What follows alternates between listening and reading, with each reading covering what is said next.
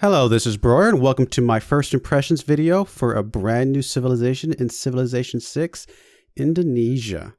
This is the second civilization in as many days announced by Civilization 6.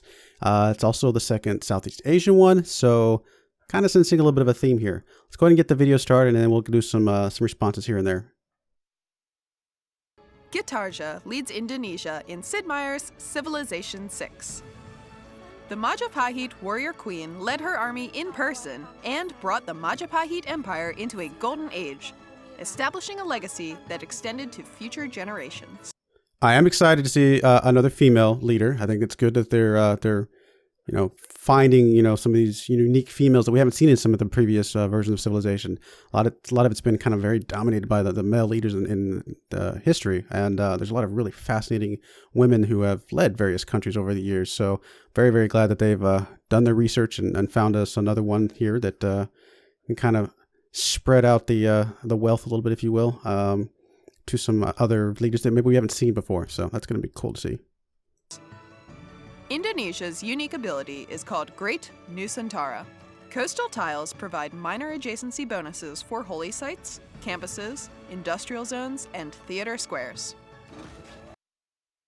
All right, so the coastal tiles provide adjacency bonuses to, what was it? They said theater squares, industry sites, campuses. Did they say holy sites? I can't remember what the other one was. But that's pretty awesome. Getting adjacency, I mean, obviously, from the get-go, we already knew it's Indonesia, so it makes sense that they're going to be very coastal, very, very island focused, or at least, along the coast. And obviously the bonuses here for adjacency just speaks to that even more so that's pretty cool. Entertainment complexes give an extra amenity if they're adjacent to a non-lake coastal tile. Their unique unit is the Jong, which replaces the frigate. It is faster, and all the units in its formation gain its movement speed. All right, so that's pretty cool. This new frigate class, the Jong here, it doesn't have innately any more strength than a normal frigate, but it is faster. That's pretty significant. That makes a huge difference. And getting this bonus when it links up with another unit, an escort unit, actually makes it quite a bit stronger. And it's also makes sense because obviously in the fall 2017 patch, they're doing a whole lot of extra work around kind of the seafaring civilizations, and I guess it's all civilizations in general, but how they interact with units and how they siege and kind of raid you from the sea. So it makes sense that they need to do that fixing because this civilization obviously is very tied to that. So yeah, this Jong here, let's jump over to my Civilization 6 game that I have opened up and just kind of compare some of the strengths again. I think, like I said, it's baseline normal strength, but with this extra bonus, let's see how it ranks up with normal frigates. We're at 45 and 67 on this. So I've got a game here with England. Let's go ahead and look at a frigate. And so this is 45 and 55. So again, base strength is the same, but once you group it up with that escort unit, you're going to make this quite a bit stronger than other frigates of the era. And then of course the movement is movement on ocean is hugely significant, and it's good to see that. Actually, let's go look at England real quick, because obviously they get a unit around the same time that is their Sea Dog, and less melee strength and less range strength. So yeah, I mean, obviously frigates by themselves are already stronger than Sea Dogs, and now Sea Dogs do have other benefits, kind of coastal raiding and things like that. Obviously can capture enemy ships, but if you're going up against England, I'm pretty sure these linked units are going to be able to handle the Sea Dogs or anything else that England or any other civilization throws at you around the same time frame. So that is pretty cool to see. So let's go ahead and jump back over to the video and keep it going. It gets extra combat power if it's in a formation. Their unique improvement is the Kampung. Build these in coastal tiles adjacent to a water resource. It provides housing, production, and food for each adjacent fishing boat. Housing, production, and food for each adjacent sea resource. That is pretty significant. I mean, the food obviously is just going to make your coastal cities just that much stronger. And then, I mean, the production, I mean, that's huge. A lot of times, the sea resources don't have a lot of production, and that the coastal cities don't have a lot of production because half of their, tiles are going to be over the ocean, which you're going to get a lot of food, a lot of gold, minimal amounts of production. Sometimes you can get that from your seaport and things like that. But having this unique improvement that you can lay down to boost that even more is pretty significant. And then you got the housing, which means that this civilization is going to be able to grow fairly tall as well. Maybe not quite as tall as the Khmer. Well, I say that. I don't know if you think about it. If you have multiples of these, that's quite a lot of houses that you can build. Plus the food. I don't know. Actually, they may be able to compete with the Khmer on the growth side of things. It's kind of interesting. Both these Southeast Asian civilizations have that huge amount of growth. So let's keep it going. It can be improved later in the game through further tech research. Gitarja's unique ability is Exalted Goddess of the Three Worlds. All right, so naval units can be purchased with faith. That's huge. I know I had talked about in my other video for the Khmer that, building up to, go Holy Warrior, or I forget the exact, the civic that you can put in, but that allows you to buy just units in faith in general. But these already have just the innate ability to buy their naval units with faith. That is huge. So even if you're not pushing the religious game, which I think you probably still would want to, you're going to be able to supplement your production with just a whole lot of faith everywhere to build out your navy, which is going to protect you and let you go for a lot of other different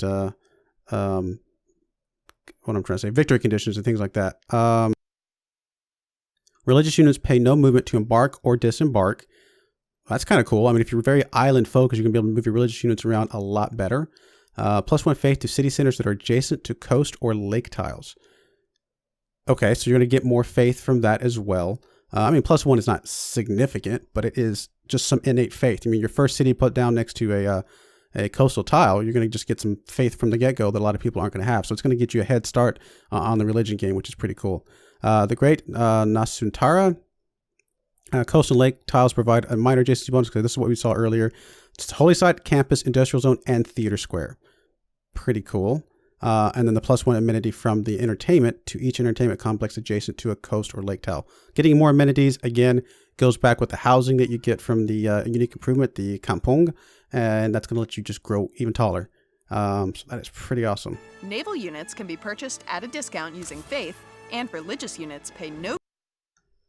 All right, sorry to interrupt for mid-sentence, but I saw this when I watched the video the first time a few minutes ago. They had talked about in the fall patch that they were going to make it a lot easier to see the religion influences on the map, and they didn't really show anything else about it. They didn't say what that was going to be. I think they snuck it in here though, obviously. I mean, look at this. This is you're selecting a religious unit and you're able to see the lines of religious influence coming from one to another. You can see the purple lines here, and I'm assuming the speed of these is maybe indicative of how strong it is, or maybe the size, if there's different size arcs. We'll have to learn more once we actually get into the game, but it's making it a lot more apparent what the influences are, how much they're getting influenced by, what cities they're getting influenced by. This is a really cool change for the religious game. Movement cost to embark or disembark. Also, coastal cities get bonus faith. Indonesia is most effective settling many small land masses, like on an island plates map, or their true start location. They can build up strong cities where most other civs would struggle to get a foothold. Make sure you're using your navy for greatest effect with Indonesia. It'll prevent your cities from being taken by water, and it'll give you the ability to spread your religion, or just conquer the world. Can you bring your people to dominate sea and land? How will you lead Indonesia in Sid Meier's Civilization 6? All right, I really, really like this civilization a lot as well. Obviously, very, very sea-focused. I mean, you're going to be much better off, whereas the Khmer are better off on maybe a continent's map with a lot of rivers. This civilization is kind of a 180. It's a lot better on smaller islands and things like that, where you're going to benefit from the production and the food and just the adjacency to the coast and things like that, where some of the other civilizations, a lot of the other ones, don't have quite the same benefit. There's a couple other good seafaring civilizations, but I think this is going to be the strongest on a purely island map, just because of that production and that food and focus, the food, faith, and obviously the housing and things like that. So that's pretty awesome. I would say the victory conditions, I mean, obviously religious. Again, it's coming out with the fall patch, the revamping the religion, and this one's just right up there with it. There's no specific units or anything like that, but you're going to have a lot of strong faith to back up your religion, be able to buy more and more units. So religious game, hugely important for these guys. Conquest should be no problem. If you're on an island map, you're going to have tons of ways to get at other people's capitals and things like that. So conquest should be pretty easy for her, especially in that middle game with the frigates replacement. And so yeah, so far as culture maybe not so much on the culture side. You don't have any specific bonuses. I mean, you'd have that bonus to the adjacency on the coast for your theater districts, but that's not hugely important. That's maybe more of a defensive culture boost as opposed to just tourism and things like that. Not to say you couldn't do it. I think just about any civilization could do any victory edition, but some of them may be a little bit harder. So I don't think tourism is quite the mix for her. And then scientific. Yeah, I mean, if you're going to have strong, powerful cities that are big and tall, growing a lot, and you're going to be able to take out some of your close neighbors very quickly, then scientific victory does seem like it could be in her cards. Again, maybe not as strong as some of the other civilizations, but definitely easy to do because of her ability to kind of dominate the world around her and have some very strong, powerful, tall cities. I'm looking forward to this civilization as well. I actually don't know. I said in my yesterday's video about the Khmer that I was going to play the Khmer as soon as they came out. I didn't know the civilization was going to come out as well. I still think I'm leaning towards the Khmer, but this one looks really fun and really cool as well. Having that linked units with your ships, being able to take kind of invasions after people and kind of get bonuses there. I think it's really, really awesome and really cool. So I'm looking forward to both of these. I'm really glad that they're bringing Southeast Asia civilizations back into the game a bit more.